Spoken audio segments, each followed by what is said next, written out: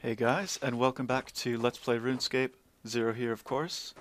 And as you can see, we're back in the wilderness, which means the bots are back. But not really. They're having a really tough time. Botwatch actually seems to be doing its job. It's pretty cool. There's only 3 up here right now, and you know, if history kind of, if what I've seen so far happens again, these bots are not gonna last. I'll kill them a few times, and then they'll probably get banned. There's a guy now. I've had a little bit of bad luck, though. Sometimes they get away. Not that guy, though. So yeah, I hope you guys are all doing very well. You know, I've re-uploaded the final part of the World Wakes. I had a little bit of trouble with it. Not entirely sure how to do everything with YouTube yet. I'm still learning a lot of things. Totally new to this, you know, just maybe a month or so now, putting up videos for you guys. But it's pretty cool so far. I'm having a lot of fun, just kind of, you know, sharing the way I like to play RuneScape and goofing around. Actually, some of my favorite videos are just the ones where I do basically nothing and derp around. Those are my favorite. But, you know, feedback's always helpful. You guys seem to like the behind-the-scenes breakdowns, and those are fun too. I like to go through and figure out exactly what's in those behind-the-scenes videos and in the article, and as best I can, you know, try and put it into a simple package. Because the video, they like to be really cryptic, which is fun. You know, you can go through and figure out what little things are going on. And I guess next week, actually, for the behind the scenes, what is it that they're doing? What are they doing? They're looking at the sound and art of the origins of Gielinor. So that really cool trailer video, which I'm sure everybody has seen, if not once, then maybe multiple times. Really great job. I like the way they did that. It was very kind of theatrical, like a movie trailer. And we're going to get to hear a little about that, but not too much about... I mean, maybe it'll have stuff about game content, but not sure. I wouldn't mind seeing those guys work on cutscenes in the game. Like, maybe they do. You know, maybe they're totally involved with that. But, I mean, I think they could do some really interesting... I don't know. The cutscenes are coming such a long way already that it only seems like that stuff's going to get much better with time. And they were good. The ones in the World Wakes were awesome. Really cool cutscenes. So we're going to get to hear from them, which will be cool. I mean, that must have been one of their most successful YouTube videos this year. So far this year in 2013. But I think what that means then is that the Wilderness Warbands will be not next week, maybe the following week. And you guys know I'm looking forward to that. I love the wilderness. I was thinking, you know, they're making a few changes to the way your levels impact your success, right? So in combat, let's say you've got like 99 attack. Well, now that's going to have a much greater impact on your hit percentage, like the chance that you'll hit, or, you know, a successful hit, or I don't exactly know. But it's going to play a bigger role now. And I think what that means, the unfortunate consequence, is that lower level people are not going to want to PK against people who are just a few levels higher than them. They're being like disincentivized to do that. And obviously, you know, anyone who expects to bump into people a lot, they're all using potions anyways. Right, so it's just everyone in the wilderness is going to bump up their levels. It's not like those guys can use, you know, like a superset and then go and take on a bigger guy because the other guy's going to have the bump too, right? So I think this has always been a problem in the wilderness where PKing a higher level guy or somebody with, you know, slightly better gear than the other guy or whatever. Or maybe, you know, if one guy's not risking very much and the other guy's risking a lot, then neither guy really wants to be involved in that battle, right? Because, you know, sometimes people will come up here, for instance, right? Sometimes people will come up, they'll have like a god sword or, you know, like some mage equipment or whatever. And they'll try to fight me. They'll be like, okay, well, that guy's got some stuff. Maybe I'll get lucky and kill him. If I die, it's no loss for me, right? So when they're attacking me, I don't usually mind too much. But if I think about it, right, I should not fight them because I have no incentive to fight them, right? There's nothing pushing me saying, you know, this is a battle I want to engage in because I'm going to get something out of it. Like, sure, it's fun for both sides, right? But obviously they have a much higher incentive to fight me, and I'm not even really out here to protect what I have. Now, some of that's going to change with the warbands because they're bringing in new, new resources, and there's a few places you might want to look. I'm going to look at the world map and hopefully not die. So they've said that you're going to be able to find relics in some of the old ruins and stuff. So look to check out like the graveyard. There's a couple of tombs here, and I think they're unnamed. It's probably going to be something there. But all these different ruins around the wilderness.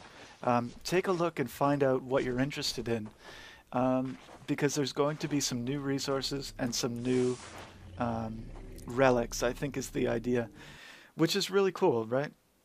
It's giving people a reason to come out here, which means that people who like to PK, oh, there we go, I'm alive, which means that people who like to kill other people just because they like doing that, they're going to come out here and try and hunt them, right? But you got to go a step further than that. You've got to go another level and say, okay, well, who wants to go and get the PKers, you know, and what incentive do both parties have to fight each other? It's got to be like a mutually beneficial competition where both guys stand to win something, you know, over and above what they're risking by being out there, right? Because, you know, I was saying this before when I was talking about the potential for a gambling update. One of the things they should do is make constant positive sum games so that, you know, over time, people playing it are going to get a little something, even if they're not on the right side of luck over long stretches. And I think there's some very intelligent ways to do that so that people aren't even given an incentive to increase their bet size, right? So whatever they want to bet over time, the constant sum it's constant across all bet sizes. So that could be very helpful. You know, and recently someone came into the thread I was writing in and had some very particular questions about how to implement these things.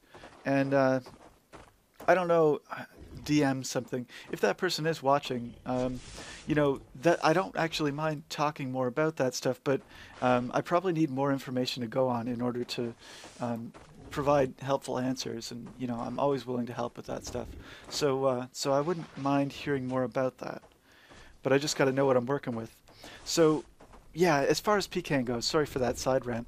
As far as PKing goes, both parties need something extra, right? So, for a while, when they had the PKing, you know, once they introduced the trade limits and stuff like that, what they did for a while was PKing would be no drop. Right, so you wouldn't actually get what the other guy had. You would just get some bonus according to... oh, this guy's going to get away if I'm not careful. Get him. Die. Yes. Oh, that was close. Sorry. I get excited. So if both guys... I mean, okay, so clearly I get something out of killing these bots. It's like some weird enjoyment that I get from just killing these scummy things. But, like, let's say you're a lower level guy. Maybe, I mean, not even too low level. Say 175, right? And you go into the wilderness, and there's a level 200 out there hanging out. And he's got some good stuff, and maybe you're going to have to risk something to go after him, right? But clearly you're on the losing side of that situation. And the other guy, because usually the 175 is not going to risk as much going into that situation, maybe doesn't have the same money or whatever, he doesn't have much incentive to actually fight the other guy, right? But he has a lot to lose. So I think they've got to add something into the mix there um, where it's constant positive sum.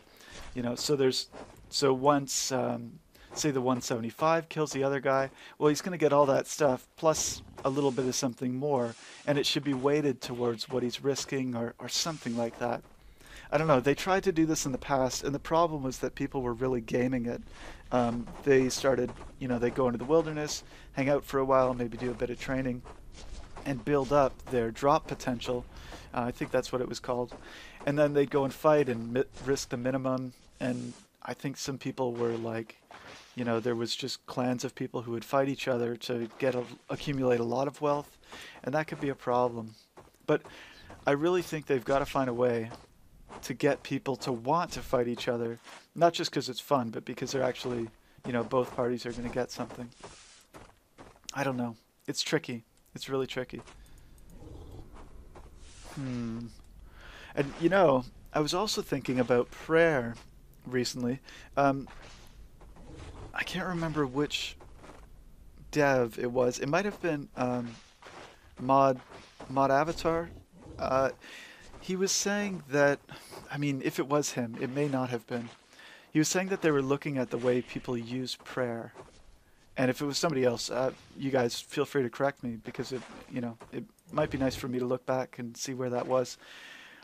But, if you think about the way you want to use prayer in the wilderness, normally I want to just keep on like this as my default, my low level setting, right?